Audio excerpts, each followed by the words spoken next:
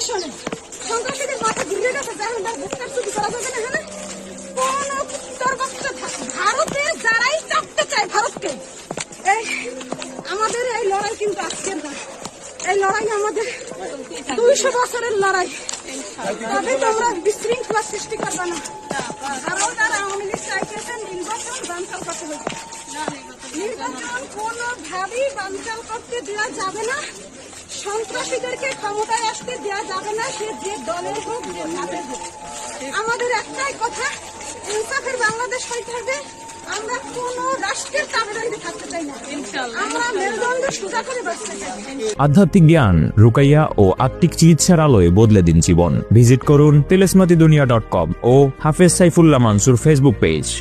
এমন ইনসাফের বাংলাদেশ করতে চাই যেখানে একজন মন্ত্রীর ছেলে গিয়া কোন কাজ ভোটার আইডি করতে যদি একজন মন্ত্রীর ছেলে যায় সে যে সুবিধা পাবে, আমাকে যে কেউ চেনে না আমার রিক্সাওয়ালার ছেলে যায় সেই সুবিধা পাবে।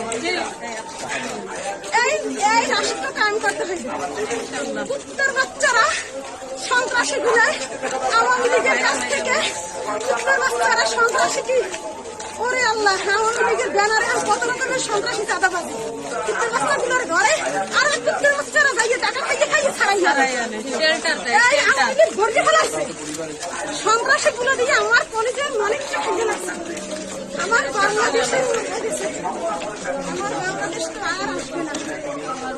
আরো আওয়ামী লীগ সন্ত্রাসীরা ভারত ভয় পাইছে, সন্ত্রাসীরা ভয় পাইছে, আওয়ামী লীগ ভয় পাইছে। এনে যদি বাঁচাই রাখি আর চাঁদাবাজি সন্ত্রাসী করা যাবে না, ভারত বাংলাদেশে আর আধিপত্য বিস্তার করতে পারবে না, কলোনি সৃষ্টি করতে পারবে না।